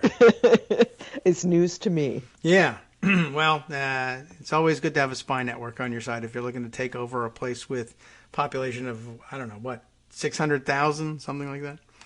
I think Liz Cheney already took care of that. Yeah, pretty much. So, all right. Well, there's more to the story, and of course I'll include it in the roundup, and you all can read it. Maybe we'll, if it develops into anything further, and because James O'Keefe is involved, it probably will. They'll probably like fall down a well or something and blame Antifa for it. So lucky. And then we'll have to tell you the story of it, right? I was disguised as a bucket of water, and I fell down a well. I don't know how it happened. It was a dumb disguise, James. That's why. I don't know. I thought maybe illegal aliens were dunking underwater in the Rio Grande and swimming through a tunnel and coming up in a well here in Wyoming. It's a long swim, but anything's possible. An oil well, perhaps. Oh, yeah, maybe. That could have happened. All right. Well, I don't know. We've spent an awful lot of today's time on Wyoming, as it turns out, and spy networks, and Canada, the trucker thing that may not really be a thing, but is annoying people nonetheless, and unraveling the weird network of curiously Russian-looking, fakey Facebook pages behind it. Once again, Facebook being just absolutely taken for a ride on their own platform. I don't know how they keep making this mistake over and over again, but apparently... Curious, isn't it? Yeah, Russian teenagers know how to use Facebook a lot better than the people who programmed Facebook do, unless it just doesn't matter to them, and money is money, but why would that be the case? I've never heard of such a thing. All right. Facebook, Spotify, you know. Right, all the same, but money to be made, and I guess they just think money will keep flowing even if the world's leading democracy and capitalist outpost collapses entirely into chaos. Surely they'll be able to just take their money and go to some paradise and live like kings. Unless That's tend to work, I mean, until, we defeated Nazi Germany. That's how fascism has worked. Yeah, right. True. And, and then they tried to make the best of it in Argentina and South America instead. And plenty of them did fine that way. Sure. Yes. Others of them abducted and executed in Israel. That, mixed results, we'll say. But okay. Good morning, Kagro. Good morning. How you doing? Fine. Good. I understand we're once again now 10 days out from another government shutdown. We're 10 days out from another government shutdown. The House is scheduled to leave tomorrow for the remainder of the month. What a good idea. That seems like it'll work well. Well, but they have come up with a 3-week continuing resolution because, of course, they have. That's the ticket out. Right. If you vote for this, then you can leave. Yes. All right. That makes sense. The Freedom Caucus will not vote for it because they want to defund vaccine mandates. I see. The ones that were struck down by the Supreme Court? Yeah. Or a different one? Okay. Well, the one that the Supreme Court decided to leave standing. Okay, sure. For government contractors, government employees, and healthcare settings. Okay. Well, get lost, guys. They're not going to shut down the government. They're gonna try. They have Mike Lee and Ted Cruz and Rand Paul and Wicker? No. Somebody. That'd be an odd combination. But we'll find out. I do know it's definitely Cruz, Lee, Rand, who are saying, sure, yes, let's edit. I mean, the usual tortilla flats crew. Yeah, I don't know if they go there anymore, though. I don't know. That's a good question. But dining indoors is probably a big deal to them, and they think that's really cool. So maybe. Yes. And it just could be a different restaurant. But, all right. Well, the usual suspects, and I'll see if we can, if we come across anything that identifies the other senators who've joined in. I'll chime in, and maybe it's something you already wrote, but it is something I already blanking wrote. on. I have a poor memory for what I write. Once it's out, yeah, right. I have. Okay, that's done. I did that. Yeah. Well, we all have that problem. They still have not, and this is just insane to me, agreed on the top lines for domestic versus defense spending. Despite the fact that both chambers passed the defense authorization bill at $778 billion. So, you would think that would be deciding the top line for Pentagon spending, right? Yeah, you would think already said we authorize this much money, that they could then just take that and say, okay, this is what we're appropriating because we already authorized it. Yeah. Well, they play. It's a different set of people, and they feel like they get written out of the picture if they just appropriate what gets authorized. They want to have a say in it too, even though, they usually come to an agreement. They have to in the end, but yeah. All right. Well, do they have to? This is the thing. Well, yeah. Clearly, the Republican game has been not let Biden have a budget for as long as possible. Yes. Okay. So we've gone a full year without a budget. Yeah. Operating on the last Trump budget. Mm-hmm. We've gone, we're 5 months in. By the time that they get a decision or a omnibus spending bill done, it'll be March, and we'll be 6 months into the fiscal year for which they have written this omnibus spending bill. Yeah, and April is about the time that they would start doing the next budget. Well, the They're president's just gonna skip budget a is due March 1st. Yeah. And yet there's no sign that that's coming because they're still trying to deal with the current fiscal year. Yeah. So the next fiscal year is going to be behind, and Republicans want it that way because they think that they're going to regain Congress and they think that they'll be able to make it their budget. Okay. Well, I guess that's the play then. All right. And it's kind of frustrating weird. that this isn't also very big news. But that's just because I'm a procedure person. And it just right. Well, nobody's saying, particularly the Democrats and President Biden, hey, Republicans have taken this government hostage and are refusing to allow the president that you elected to set the budget. Right. Well, I guess it's kind like of the a most basic thing. with as long as Trump is alive, it's the most boring possible story. I suppose so. Right? Oh, we got to do a budget. Yeah. Oh, well, I'm stealing documents. Oh, well, look over there, and you should. It's not a sexy story, and it's not a particularly easy one, I think, for explanation in sound bites, which is mostly what we get from the traditional media, but it's kind of critical, and it's kind of yet another big story about how broken everything is right now. Yeah. You can't run a normal government, no matter who you elect as president, if there are weirdo saboteurs who like nothing better than to disrupt normal procedure and prevent it from happening and make sure that the government has to limp from year to year all the time, especially if you're limping with the basis. Your baseline for limping is the Trump budget over and over again. So it's very frustrating, Kagro. Yeah, well, we should have elections in this country and choose our leaders instead, don't you think? Yeah. Oh, well. Yeah, not working very well. But okay, and with a vacation coming up, the real answer is they'll just kick the can again. And I don't know, will there be work done when they get back? How long will their CR be? The appropriators are going to work on it during break. Yeah, so they'll pass the continuing resolution. It dropped last night. I don't know that they added anything to it other than some funding for water system cleanup in Hawaii. There's a water system that has been dangerously polluted, and that is sort of an emergency that they're going to try to fix. Okay. I think that's the only extraneous thing they're adding to this CR. Continuing resolution, stopgap bill to keep money spending at the previous levels until they get the new levels authorized and appropriated. Hawaii. Is it Flint, Michigan, Hawaii? I don't know. Have they fixed what's going on there yet?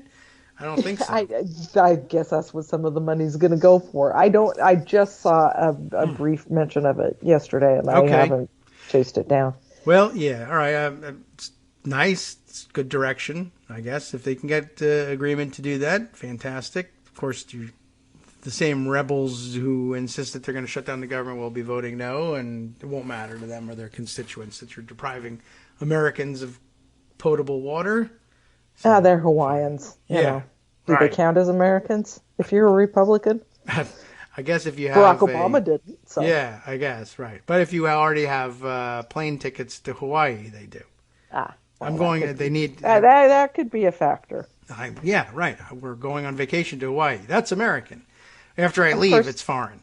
There are still some emergencies that not having an actual budget with spending levels determined is kind of an issue. Like Russia and Ukraine. And does the Pentagon have any flexibility for assistance to Ukraine under the current budget? They're not so sure. So, as we talked about last week, it's still the Pentagon. It's still defense contractors saying, "Hey, people, we kind of need to have this done." And something that hadn't occurred to me, of course, it should have, the infrastructure bill that everybody is taking credit for, including all of the Republicans who didn't vote for it, going home and saying, look at all this money I got. Right. A lot of that money doesn't actually exist for the various departments to spend because it hasn't been appropriated for them yet. Well, that seems fun, and they'll all be able to explain that, I'm sure. After cutting the ribbons and using ceremonial shovels and whatnot. Oh, yeah, we didn't appropriate any of the money. Well, the credit's been taken, so that's fine. And I'm sure that once they figure out that there's no money, they'll just say, well, Joe Biden did that. I'm the one that gave you the money. Joe Biden took it away. So, states are trying to gear up to get ready for all of the northern tier states for the warm weather road and bridge and everything else construction that they need to do.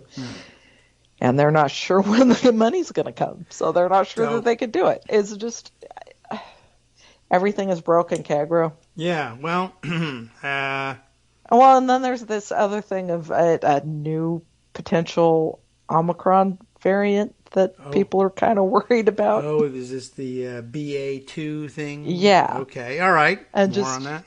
The thought that maybe we should spend a little money, particularly in getting more vaccines to more of the countries that haven't had them, so that we can stop these variants from developing, so that maybe we can get ahead of COVID-19.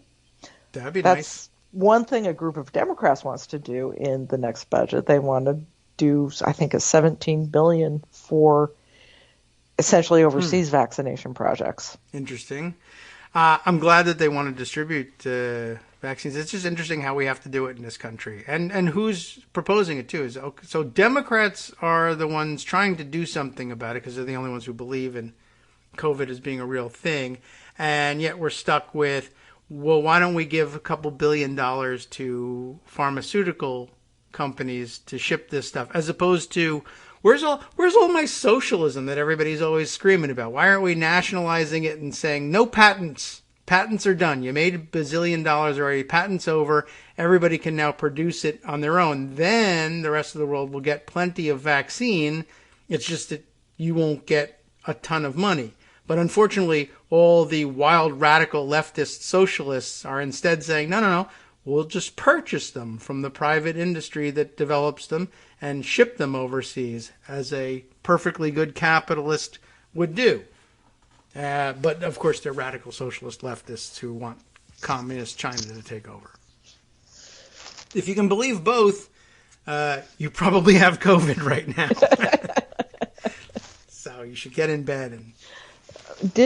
Moderna hasn't patented it, right? They've made Is that right? Well, they probably patented it, but they still made the technology available to everybody.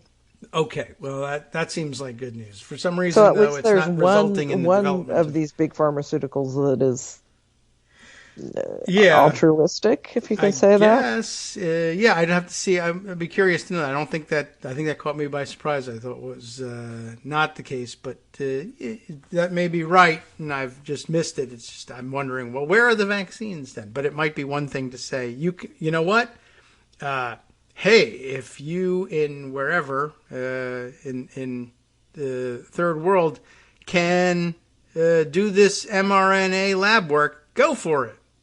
Yeah. Good luck. Yeah. And hope you can build some super refrigerators. The availability of the technology is one thing. The actual ability to produce the vaccine is another. Yes. So. I mean, in the Democratic Republic of Congo, people know how to get to the moon. It's just there's no moon program there because other reasons. The technology is not a secret. It's just, we can't do that. We don't have the money for that. We don't have the laboratories. We don't have the capacity. We don't have the money. But I guess you'll now have $17 billion more than you started with. Or we'll just say, potentially, we'll send you the vaccine. If the group of Democrats trying to get that into the spending bill, get that in the spending bill. If Republicans allow that to go through. Well, I hope so. And I hope so, too. I hope that we actually end up with the last 6 months of the year funded. That, too. Might be nice. And it would be lovely if they could actually come up with a spending bill in the meantime for 2023, but I'm not going to hold my breath. Republicans really aren't going to let that happen because they really want to be the ones to make that budget. Mm-hmm. So we could end up with Joe Biden having maybe 6 months out of his 4 years in office during which his budget stands. Well, it feels so familiar. 6 months of 60 senators under Barack Obama, and 6 months of maybe some budgeting authority for Joe Biden. It's almost as if they were playing different games, the Republicans and Democrats. It almost is. Okay, well, we'll hope for a good 6 months. And in the meantime, we have the Supreme Court taking one more big chunk out of the Voting Rights Act. Yes, right. They steal the Supreme Court and they steal the budget. What's the Supreme Court doing now? They granted Alabama the right to use an extremely racist redistricting map. Well, for the next election. Yeah, they did it again from the shadow docket. They didn't hear arguments in the case. Okay. Brett Kavanaugh says, well, this isn't binding. This isn't precedent. This is just so they can have their election the way they want to have their election this year, and we're going to grant cert on the case anyway and hear it in the fall, and after that we'll permanently take this big chunk out of the Voting Rights Act. Yeah, I'll change my mind, I'm sure. So all of the states besides Alabama can do it too. Okay. Well, it was really, as we know, I understand the Chief Justice actually sided with the liberals on this. I don't know whether that was in an effort to say, remember, I told everybody racism was over, so... but I guess, I don't know, is that embarrassing now that a racist redistricting plan is put forward in Alabama and he can't stop it? It could be that it's just a little too blatant even for Chief Justice Roberts. This one's just a little too extreme even for him. Well, okay. Out of 7 districts on this new map from Alabama, 1 is African American majority. And, and it's Alabama. Yeah. I heard there are a couple of people down there, who are black. Maybe they could have some representation. Well, 1, that's enough. Yeah. I don't know how many. By the way, are there a lot of black truck drivers in Alabama by any chance? Maybe they could cause some trouble in Montgomery in some way. I don't know. Well, that's a thought. Yeah. I don't know if that would just solidify their determination to disenfranchise them, or I guess the state legislature could quickly say, if you get a parking ticket, you can't vote.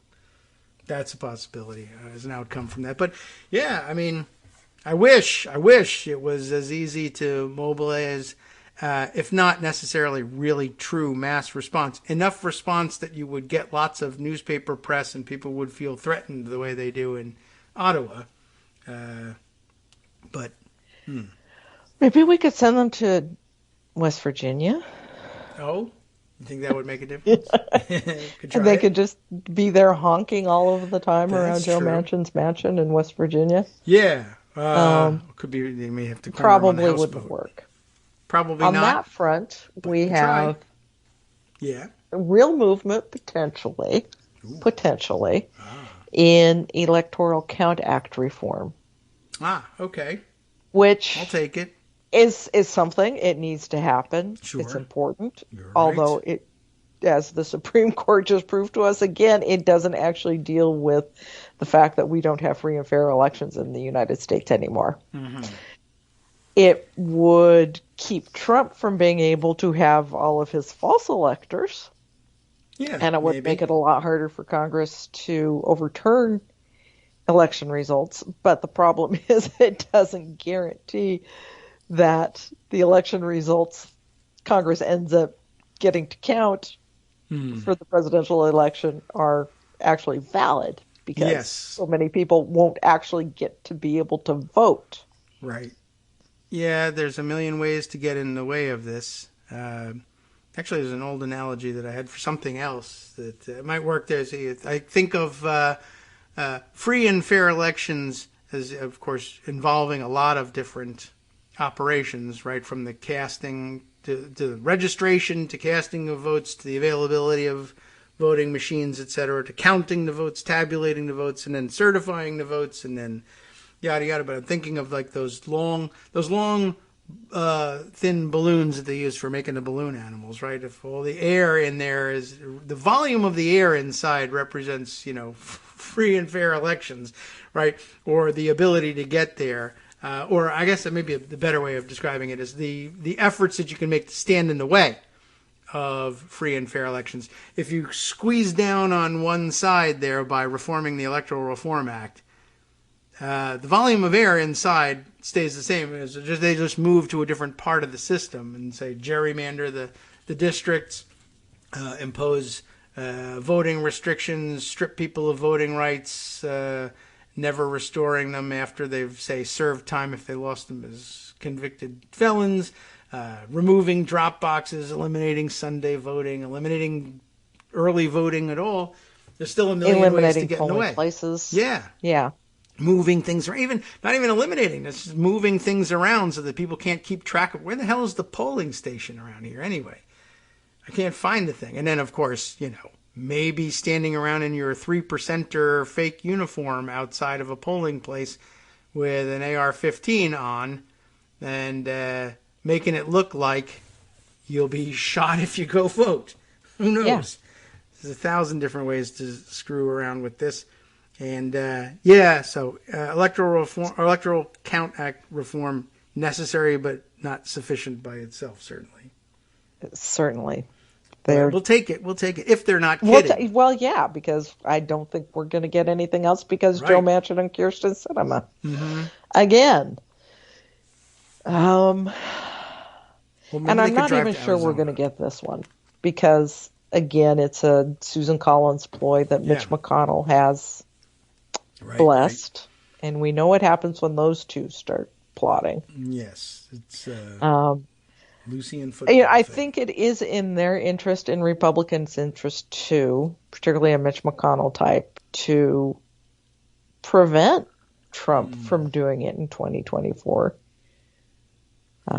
So they may allow this one actually to happen, but I think that we're going to have a long delay in having it happen.